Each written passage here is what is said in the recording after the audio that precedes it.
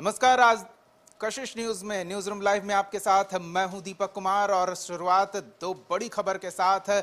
MLC का चुनाव होना है और ऐसे में एनडीए खेमा और महागठबंधन खेमा दोनों खेमों से प्रत्याशियों द्वारा नामांकन किया गया। एनडीए खेमे से हालांकि जेडीयू और हिंदुस्तानी आवाम मोर्चा के प्रत्याशियों ने पहले नामांकन कर लिया। बीजेपी के 3 प्रत्याशियों ने आज नामांकन पत्र दाखिल किया, तो दूसरी ओर महागठबंधन खेमे के 5 प्रत्याशियों ने अपना नामांकन आज ही दाखिल किया। इस दौरान दोनों खेमों ने एकजुटता दिखाने की पूरी कोशिश की और तमाम बड़े नेता नामांकन के दौरान मौजूद रहे। आपको हम तस्वीरें दिखाते हैं। विधान पार्षद को लेकर होने वाले चुनाव को लेकर दोनों खेमों ने एकजुटता दिखाई है और इस दौरान आरजेडी से राबड़ी देवी, उर्मिला ठाकुर, अब्दुल बारी सिद्दीकी, फैजल अली ने तो सीपीआई एमएल की ओर से शशि यादव ने पर्चा भरा। महागठबंधन ने जीत को लेकर उत्साह प्रदर्शित किया, तो दूसरी ओर एनडीए खेमे से डिप्टी सीएम सम्राट चौधरी, पूर्व सीएम जीतन राम मांझी, विधानसभा अध्यक्ष नंदकिशोर यादव की मौजूदगी में 11 सीटों के लिए होने वाले चुनाव के लिए 3 बीजेपी प्रत्याशी मंगल पांडे, लालमोहन गुप्ता और अनामिका सिंह ने अपना नामांकन दाखिल किया।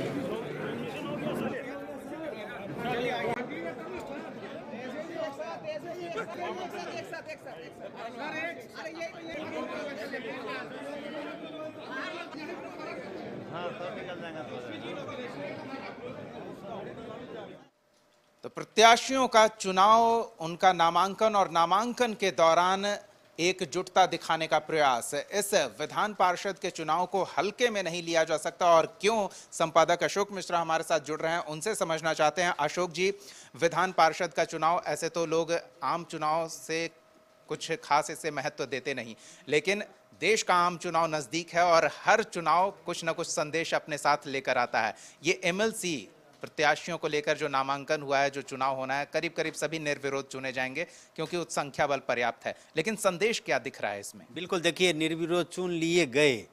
अब 5 बज रहा है, नामांकन करने की जो अंतिम सीमा है, समय सीमा भी खत्म हो गया, अंतिम दिन भी खत्म हो गया और अंतिम समय भी खत्म हो गया। और इसके पीछे मुख्य मकसद यही था कि जिन लोगों या जिन राजनीतिक दलों की जो हैसियत थी, उस हैसियत के मुताबिक उनको सीटें मिलनी थी। लेकिन इसमें कांग्रेस की हैसियत को इस बार दरकिनार कर दिया गया। 19 विधायकों वाली अगर 2 बागी हैं तो 17 विधायकों की हैसियत वाली कांग्रेस के हाथ खाली रह गए। लेकिन इन सब के बावजूद भी गठबंधन की एकजुटता बनी रही। एनडीए गठबंधन ने मात्र 4 विधायकों की हैसियत वाले हमको 1 सीट दे दी और इंडिया गठबंधन ने 17 विधायकों की हैसियत वाली कांग्रेस को सीट नहीं दी। लेकिन फिर भी गठबंधन बरकरार रहा। जिस दिन नीतीश कुमार ने नॉमिनेशन किया, उसी दिन हम के प्रत्याशी ने नॉमिनेशन किया। आज फिर बीजेपी के 3 प्रत्याशियों ने नॉमिनेशन किया है। आज आरजेडी यानी कि पूरा महागठबंधन आज नॉमिनेशन किया, 4 आरजेडी के उम्मीदवार और 1 भाकपा माले के। आप अगर सरसरी निगाह से देखेंगे तो दोनों गठबंधनों ने जो उनका वोट बैंक है उसी पर ध्यान केंद्रित रखा है। ऐसे जैसे तेजस्वी यादव या लालू यादव के पार्टी अब दावा करती है कि A to Z की पार्टी है, लेकिन अगर आप उनके कैंडिडेट को देखें, 4 कैंडिडेट, तो उस चारों कैंडिडेट में उन्होंने माय समीकरण का पूरा ध्यान रखा है। यहाँ तक कि भाकपा माले की जो 1 सीट है जो दी गई है, वो भी माय समीकरण के तहत आता और शशि यादव को उम्मीदवार बनाया गया। आरजेडी में आप देख लीजिए, राबड़ी देवी हैं तो MY हैं, और फिर अब्दुल बारी सिद्दीकी और फैजल, ये 2 हैं तो M हैं। और उसके बाद उर्मिला ठाकुर को, मतलब अति पिछड़ी वोट बैंक जातियों में से उर्मिला ठाकुर को रखा गया। इसके पीछे मकसद क्या है कि कभी ये वोट लालू यादव का जिन्न हुआ करता था, उस जिन्न को नीतीश कुमार ने चुरा लिया और अब नीतीश कुमार का वह जिन्न हो गया है। इसलिए कहा जाता है कि अति पिछड़ी जातियों के वोट को लुभाने के लिए, उनको अपनी ओर आकर्षित करने के लिए आरजेडी ने उर्मिला ठाकुर को टिकट दिया, जो स्वर्गीय कर्पूरी ठाकुर जिनका भारत रत्न मिला है, तो उनकी बिरादरी से आते हैं। उर्मिला ठाकुर नाई समाज से आती है, लेकिन उसी नाई और कर्पूरी ठाकुर के बेटे रामनाथ ठाकुर जदयू से सांसद हैं, राज्यसभा की सीट है। इसलिए ये मैसेज आरजेडी ने देने की कोशिश की है कि कर्पूरी जी अभी भी उनके लिए आदर्श हैं, और कि सिर्फ नीतीश कुमार ही आदर्श नहीं है, नीतीश कुमार के लिए ही कर्पूरी जी आदर्श नहीं है, आरजेडी के लिए भी। तो ये वोटों का समीकरण रखा गया। इसके अलावे एकजुटता दिखाई गई है। कल तक आपने देखा होगा कि कांग्रेस के विधायक जिस तरह से अखिलेश सिंह को टारगेट करते थे, आज एक भी विधायक बागी नहीं दिखे।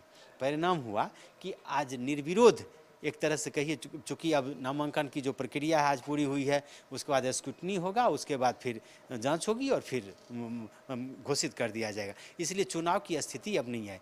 और ये सबसे बड़ी बात है कांग्रेस विधायकों के लिए कि राज्यसभा हो या विधान परिषद हो, दोनों के लिए वो वोट के लिए अधिकार रखते थे, लेकिन वोट उनको देने का अधिकार नहीं मिला। आरजेडी या बीजेपी या जदयू या अन्य जो पार्टियां हैं, उनके तो वोटों का जो समीकरण है, जो संख्या बल है, उसके हिसाब से उनकी पार्टी को टिकट मिल गया या सीटें मिल गई, तो इसलिए उनको नहीं देने से कोई फर्क नहीं पड़ता। लेकिन कांग्रेस के विधायक चाहते थे कि हमारे भी एक कैंडिडेट जाएं, और उनको नहीं दिया गया। तो ये सबसे बड़ी बात है। और दूसरी बात यह है कि गठबंधन की एकजुटता के लिए आज लालू प्रसाद यादव, श्रीमती राबड़ी देवी, तेजस्वी यादव और सभी बड़े नेता मौजूद थे। अखिलेश सिंह मौजूद थे, भाकपा माले के राज्य सचिव मौजूद थे और बड़े नेता मौजूद थे। एनडीए गठबंधन में भी आपने देखा होगा कि बड़े नेता विजय कुमार चौधरी मौजूद थे, फिर सम्राट चौधरी, सुशील कुमार मोदी और सभी बड़े नेता मौजूद थे। तो यह दिखाने की कोशिश की गई है, जीतन राम मांझी भी थे, संतोष सुमन भी थे, दिखाने की कोशिश की गई है कि गठबंधन हो या एनडीए गठबंधन हो, दोनों गठबंधन एकजुट है। और ऐसी परिस्थिति नहीं लाया दोनों गठबंधन। हो सकता था एनडीए गठबंधन कुछ खेल कर देता, एक विधायक को, एक किसी उम्मीदवार को खड़ा करके, और फिर तब चुनाव की नौबत आ जाती, लेकिन दोनों ने परहेज किया है और क्रॉस वोटिंग पर एक तरह से कहिए कि लगाम लगाया। इसलिए आज का जो ये नॉमिनेशन का जो अंतिम दिन है, यह संदेश देने के लिए काफ़ी है कि कोई भी राजनीतिक दल जनता के मैदान में भले ही वो लड़ ले, लेकिन यहाँ जहाँ पे उसके अस्तित्व पर संकट आने की बात होती, यानी कि विधायकों के टूटने की बात होती, तो उससे परहेज किया गया है। और यही वजह है कि उन लोगों ने अपने वोट बैंक को ही रखा है सामने में। बहुत बहुत धन्यवाद अशोक जी इस तमाम बातचीत और जानकारी के लिए। तो साफ है, संदेश आप बेहतर तरीके से समझ गए होंगे कि सब कुछ साधने की कोशिश